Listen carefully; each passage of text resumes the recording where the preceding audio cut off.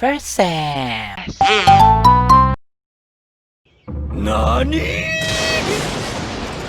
お前、これは。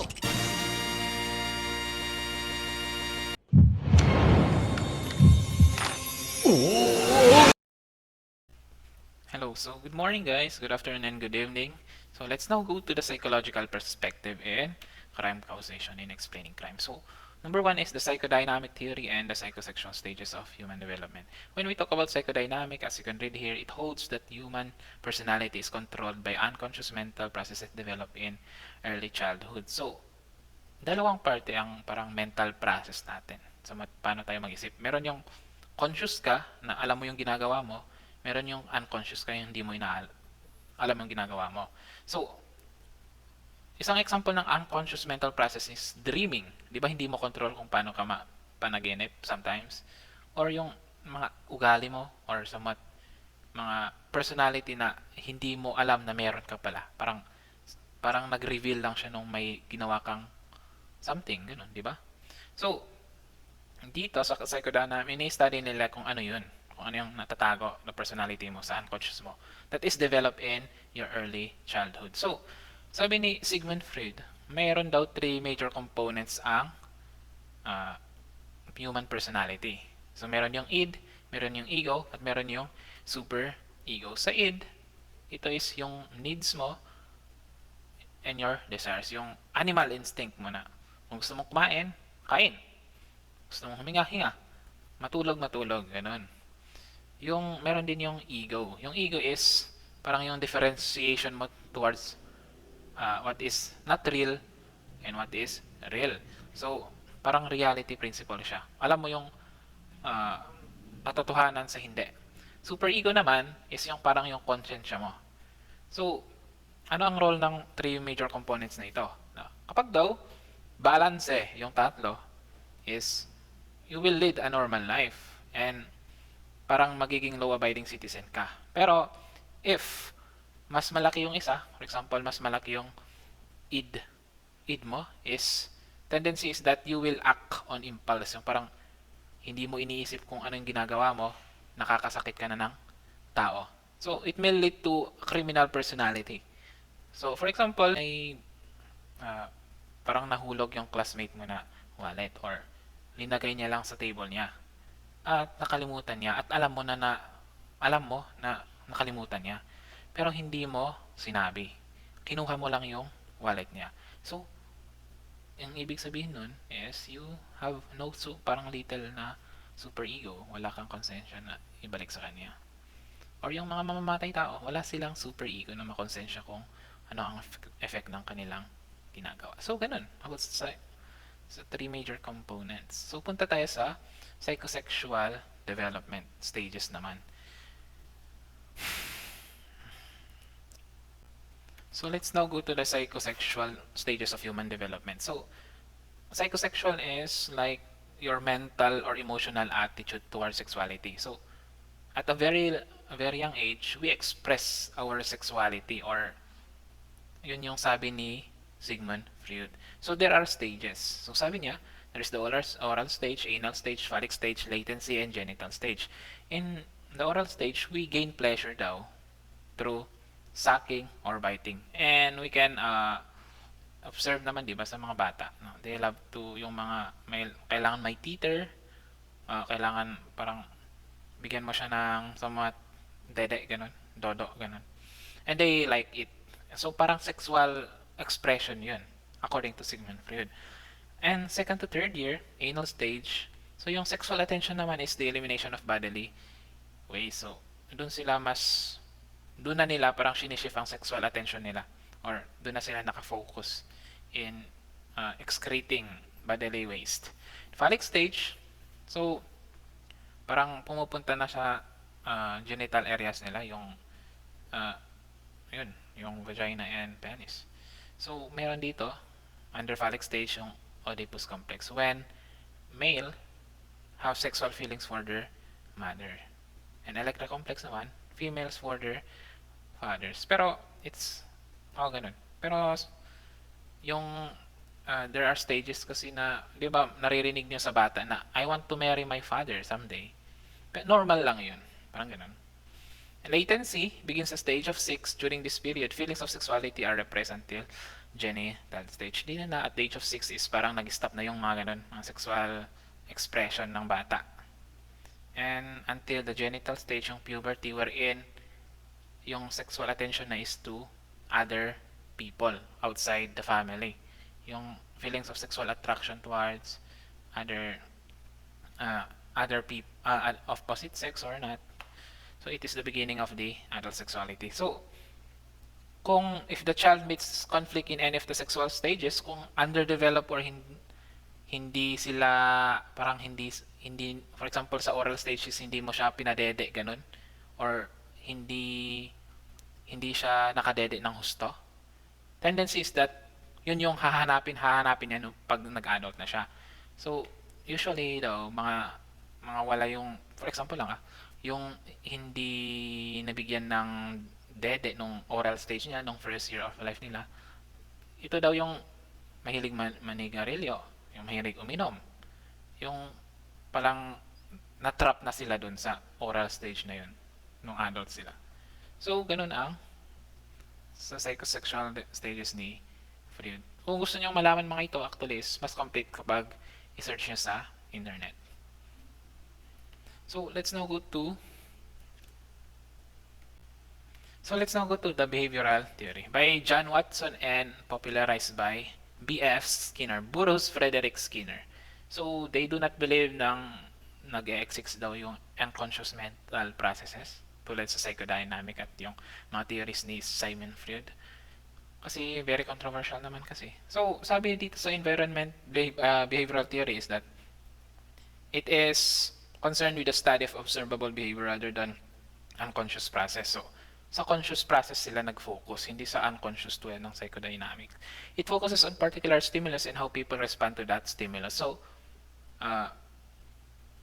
parang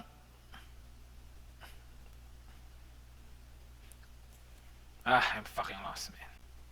So, it focuses on particular stimulus and how people respond to that stimulus. So, bare siya or parang yung nakikita mo lang, yun lang yung gagawin ng isang tao. Wala na yung parang unconscious na hindi mo maintindihan sa sarili mo. They do not believe in it. Yung parang kung may ginawa sa'yo, edi gagawin mo rin sa iba. So ganun lang. Yung parang study nito ng behavioral theory.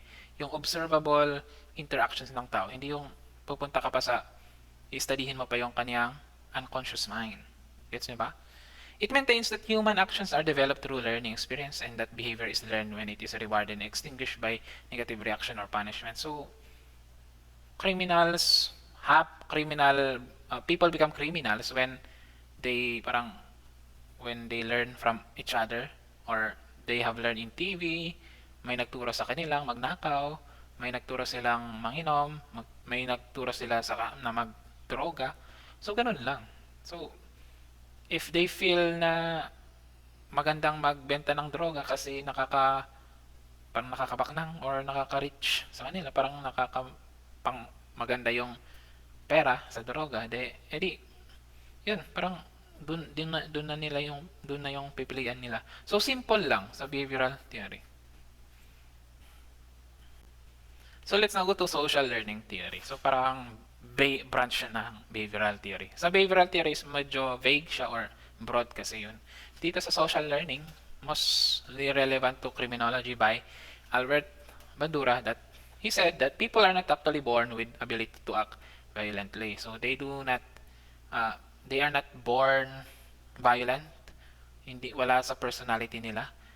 Pero nagiging aggressive lang sila, nagiging violent sila dahil sa pinagdadaanan nila sa buhay. So they model their behavior to achieve some goal. So for example, kung yung nagtutura sa'yo is criminal or yung father mo is a criminal, then somewhat, yun yung nakikita mo kasi yun yung pinag-aaralan mo sa buhay. So, minomodel mo yung pagbiyag mo, father mo.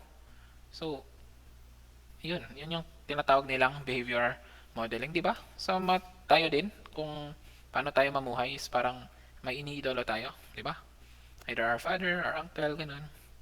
So, 3 sources ng kukuha natin ng parang learning life experiences or kung saan natin minomodel yung behavior natin. From number A letter A is family member. So, your father, your mother, your siblings. Other is environmental experiences, mga friends mo, and etc. And lastly, mass media, sa TV. Iniidolo mo sa TV. So there are actually, in the US, meron yung, I don't remember na is that this this child is parang he committed yung school shooting dahil may pinanood siya kasing na maganda na movie. And yun yung maganda na violent na movie wherein inoidolo niya yung character doon na pumapatay. So, somewhat may contribution yun kung bakit nag-school shooting siya. Pinatay niya yung mga classmate niya. Nakita ng CIA na nung in-investigate nila yung bahay niya na may tape daw ng movie na yun. So, somewhat we pattern our behavior to people in the media. Mga artists, mga YouTubers, and etc. Or sa inyo, iniidolo niya si Sander Ford, di ba? Joke. So let's now go to the cognitive theory. So it's a branch of psychology that studies the perception of reality and the mental process required to understand the world we live on. How we perceive or how do we look at the world or how do we interpret yung mga pag-iisip ng tao sa atin or mga bagay-bagay o paano natin tinetake ang mga life experiences, pinagdadaanan natin sa buhay, etc. It focuses on mental processes. Ano ang mental processes? The way people perceive and mentally represents the world around them. So, it's like on how you interpret the things, the people, how do you interpret their opinions, yung pinagdadaanan mo, how do you interpret that, is it good or bad, and etc. Sabi daw dito, adolescents who use information properly are better conditioned to make reasoned judgments and who can make quick and reasoned decision when facing emotion laden are the ones that can avoid antisocial behavior choices. So, parang yung good boy na bata at yung hindi good, yung bad boy. So, for example, yung good boy na to is pinagalitan siya ng tatay niya dahil may ginawa siya sa school. Mababa yung grades niya. So, he perceive it as, he understand yung father niya. For example, parang tinatake niya as positive. Constructive criticism dahil baka siguro nagbulakbol siya kasi. Parang inisip niya na, kasi di ako nag-aaral ng mabuti, pinapaaral ako ng tatay ko. So, good boy yun. Parang, yung mga ganun na bata, hindi sila daw, dahil, di ba, masakit. Parang, yung emotion mo is heightened, kasi pinagalitan ka ng tatay mo pa, di ba? So, kahit ganun na medyo hard i-take yung galit ng tatay, is parang, pinipili pa rin nila na sundin yung tatay nila. Pero yung bulakbol na anak na bad boy na hindi niya tinetake as positive yung sinasabi ng tatay at parang tinetake niya as parang hatred. So dito is sila yung parang siguro pag pinagalitan to is sila yung hindi na uuwi ng bahay tapos magbubulakbol na lang. So ganun lang. So ganun sa cognitive. So contains subgroups such as moral and intellectual development. So let's now go to the cognitive development theory of Jean Piaget. I will not discuss yung lahat ng stages nito kasi it will consume a lot of MB or minutes sa video na to kasi video guide lang to. Search nyo sa internet or tignan nyo yung ilalagay ko sa Google Class na description nito. So there are stages daw ng cognitive development or yung reasoning ng mga bata. Reasoning means kung paano mag-isip ang bata. So, meron yung sensorimotor, 0 to 2, pre-operational, concrete operational, formal operation. So, mostly, criminals have, parang, hindi sila pumunta ng formal operation or hindi pa sila pumunta ng concrete operational.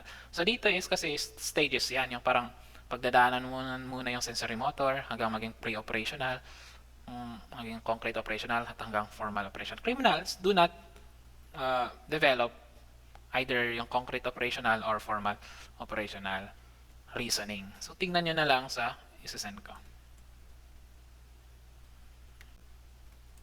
The same is true with the cognitive development.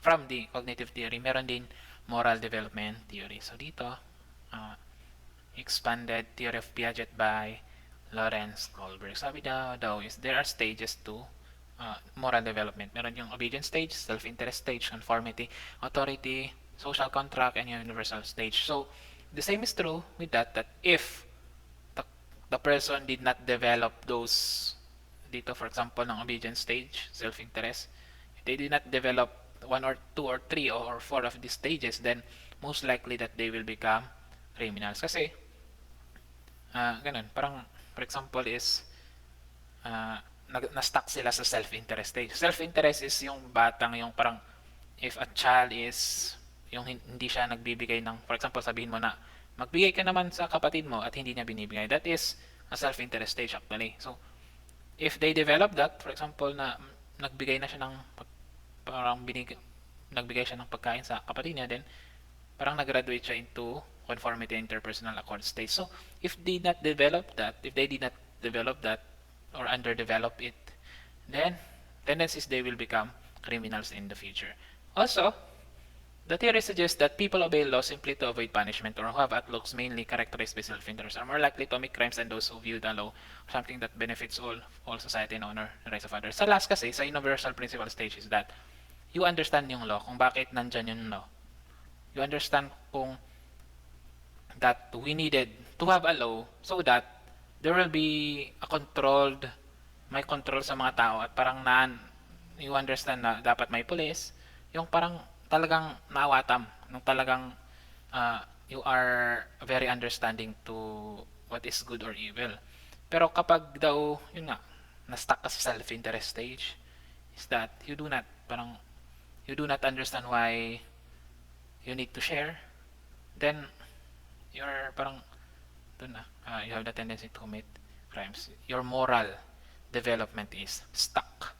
So, dito is ilalagay ko rin actually yan sa Google Class nyo para mabasa nyo yung mga description ng moral stages. So let's now go to intergenerational transmission theory. States that criminal and antisocial parents tend to have delinquent antisocial children. Sabi daw is, kapag daw criminal yung tatay at nanay mo, or one of them, you can most likely be a criminal or a juvenile delinquent. So, in-study nila yan, may basis sila. So, ganun yung, that's what the statistic shows. And according to the study, having a convicted father, mother, brother, or sister predicted a boy's own convictions, and all four relatives were independently important as predictors. So, hindi lang actually sa parents mo, kundi yung uncle or auntie mo. So, basically, parehas sa kalikak. Pero sa kalikak naman is more on sa genes yun. Pero dito sa intergenerational, more on sa yung behavior nila. Siguro kasi walang mag-guide sa bata sa tamang daan. Kaya parang ina-adapt na nila yung behavior ng tatay at nanay nila na criminal. So, ganun. So, alternative theory focuses on assertive mating where female offenders tend to cohabit with or get married to male offenders. So, sabi daw sa alternative theory is that female criminals tends to meet with other male criminals. Parang they are more attracted to them. Parang they are more attracted to the similarities of being a criminal, sabi sa alternative theory. So, there are two main clauses of explanation concerning why similar people tend to get married, cohabit, or become sexual partners. So one is social homogamy. Convicted people tend to choose each other as mates because of physical and sexual proximity. They meet each other in the same schools, neighborhoods, clubs, pubs, and so on. Kasi nga, di ba, kapag kauri mo na kasi, dun kayo, di ba? More likely, people with similarities group with each other, di ba? So, kung na-meet mo na, for example, drug dealer na babae, na lalaki ka na drug dealer din, most likely mag-aasawa kayo. Or yung fellow drug dealer mo na opposite sex or same sex kung gusto mo ng same sex na reference. So, ganun. Kasi, you have similarities kasi or you meet or parang nandun kayo sa isang parang na-isolate kayo sa society at kayo-kayo lang yung nag-interact. Kaya yun sa social homogamy. Meron din yung phenotypic assortment where people examine each other's personality and behavior and choose partners whose who are similar to themselves. So dito naman is why people get married to or become sexual partner to fellow criminals is that, yun na nga, you have the same, pareho kayong criminal. Bakit kaya? Siguro kasi same din yung pag-iisip ninyo. Same din yung personality niyo. Same din yung behavior ninyo. Kaya na-attract ka sa kanya. Kasi similar kayo. Sa social homogamy is dahil na-isolate kayo sa society na criminal. Kaya parang siya yung nakikita mo palagi sa hideout niyo, sa drug dealer. Kaya mo nasawa ganun. Sa phenotypic is yung parang nakita mo sa personality niya. Okay? So yun, sa alternative theory. What is differential association reinforcement theory? So, na-inspired sila sa social learning theory at sa differential association theory. So, by Burgess and Akers. It suggests that presence of criminal behavior depends on whether or not it is rewarded or punished. And the most meaningful rewards and punishment are those given by the groups that are important in an individual's life. So number one is that if daw, for example, nung bata ka is parang nung nagnakaw ka, hindi ka pinansin ng parents mo or parang nag-okay. For example lang parang sabi na okay, maganda yan. Sinabi lang ganun, edi most likely in the long run you will become a magnanakaw. Pero parang example lang ganun. So, and if yung parents mo mismo or yung friends mo na sabi nila okay ang magnakaw, then most likely that you will be a magnanakaw in the future. So, or for example, ano kaya? Vandalism. Ikaw is nagva-vandalize ka ng mga signs, yung nag-spray paint ka. At yung friends mo parang nakukulan, parang namamangha siya sa'yo kasi maganda yung parang exciting yung ginagawa mo. At yun is parang rine-rewardan ka ng kasama mo ng appreciation. So, dahil kasama mo siya at na-appreciate niya yung ginagawa mo ng vandalize, tendency is parang gagawin mo pa yun kasi nagugustuhan mo eh. So, ganun. And vandalism is a crime. So, ganun. Gets ba? Gets?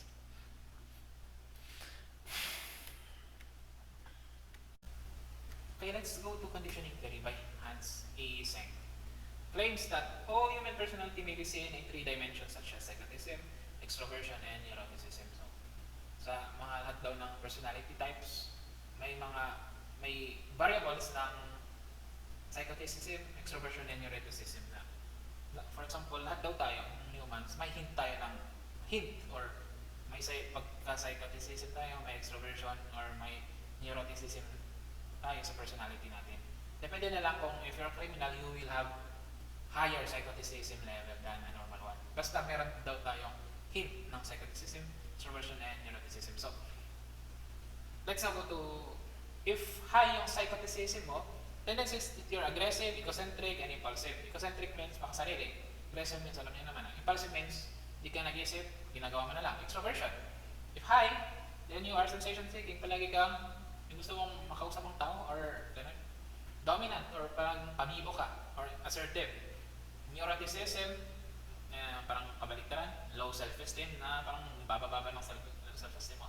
Excessive anxiety and wide mood swing. So, criminals uniformly score higher in any of these mentioned dimensions. So, as Hans Einstein studied, so in-study na mga criminals daw either high ng psychoticism nila, high yung extroversion nila, or high yung neuroticism nila. Humans develop a conscience through conditioning. Criminals become conditioned slowly and appear to care a little when their social actions bring deep disapproval. So, what is conditioning? So, how yung conditioning is simply parang a way of learning na pinapag-aralan mo yan. Pero, way of learning wherein it's either to strengthen or not to strengthen. Parang sabi sa dito, the act of process of training a person or animal to do something, or a simple form of learning involving the formation, strengthening, weakening of an association between a stimulus and a response. So parang yung parang sa physical conditioning na nag-exercise ka at lumalakas yung katawan mo. So same is true with parang ganun yung conditioning na parang mental exercises wherein you will strengthen yung conscience mo. Pero sa criminal, kahit anong mental exercises or moral exercises na bigay mo sa kanya, or kahit ilang inspirational talk para magbago siya, he will not hindi siya magbabago. Sabi dito is, criminals become conditioned slowly and appear to care a little whether their social actions may bring disapproval. So, may nakita na ba kayong gano'n na classmates yun na kahit pinagsabihan ng teacher, hindi pa rin siya nagbabago. So, ganun. Tendency is that he will become a criminal. Extroverts are much more difficult to condition than introverts. So, high extroverted people are difficult to, parang hindi sila natututo. Mas hindi sila natututo kaysa introverts. Conditionality depends on certain psychological factors. Kung paano mabilis ang pag-learn mo, yung pagko-condition mo, depende sa cortical arousal or yung cerebral cortex mo. So, parang biology na to, cortical arousal. So, cerebral cortex ito yung part of the brain wherein it is responsible for higher intellectual functioning, informational processing, decision making. Na kapag daw high level, yung parang very active yung cerebral cortex mo, then most likely na hindi ka magiging criminal. So let's now go to integrated theory by J. Wilson and R.J. Bernstein. Predatory street crime, interplay of psychological, biological, social factors, genes and environment factors to form a criminal type of personality. So, from the word itself, integrated, ito is, Wilson and Bernstein, sabi niya, may factor daw ang psychological, may factor daw ang biological, mga genes, may factor daw ang environment mo. So, we must take account for this in order to learn on how criminals came to be. So, sabi dito, genes and environment, yung sabi nga, genes, di ba biological yan? Environment and social factors are factors to form mga personality ng criminal type personality. So, let me reiterate na yung paano ka mag-isip, yung genes mo, yung environment mo, are factors to form a criminal type of personality. Like IQ, body build, genetic makeup, impulsiveness, ability to delay gratification, aggressiveness, mothers who drink and smoke while pregnant. So these things, we must take in consideration para ma-study natin kung paano maging on how to form parang criminal type of personality. So, yun yung sabi ni Bernstein and Wilson. Argued that if reward is greater than the expected punishment, there is an increased likelihood that a crime will be committed. So, yun na yung nabas. Lesson is yun yung sinabi. Anong theory yun? Basta, na pag rewardan mo yung bad behavior, tendency is that the child will continue the bad behavior because it was rewarded. So, combination yan ng mga theory na parang sinabi ni J. Wilson and R.J. Bernstein. The three factors must come into play so that we could understand that criminal. So, ganun lang. And maternal deprivation and attachment theory. So, actually, Edward John Bowlby experimented on infant monkeys wherein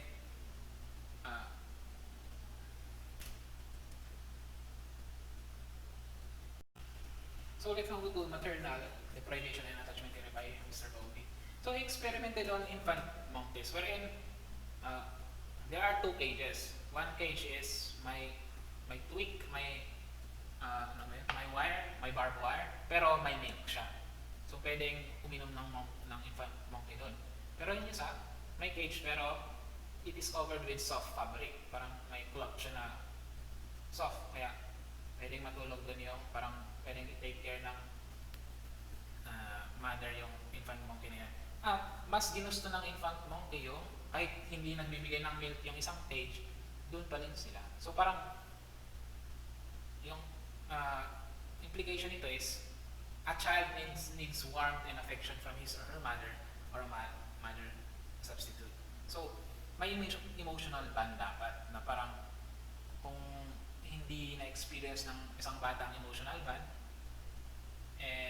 tendency is that he will never know how to be affectionate with other people. And criminals, more likely that they don't know how to build an affectionate relationship or emotional bond, kaya parang wala silang konsensya.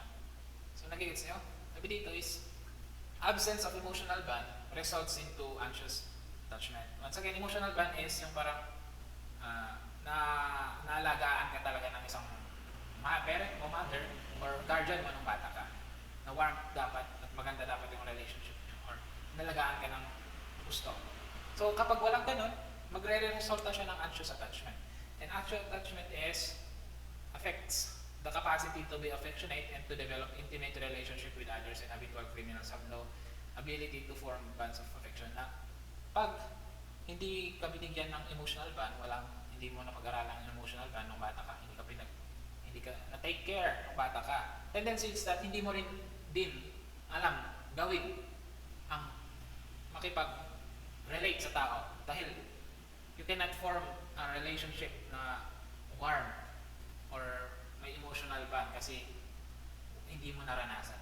So, tendency is that you will become criminal kasi you will have hindi ka nakaka-relate or you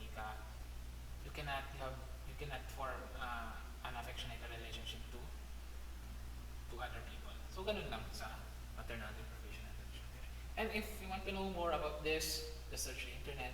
There are so many sources. So, parang video guide lang siya. And thank you for listening and have a good day.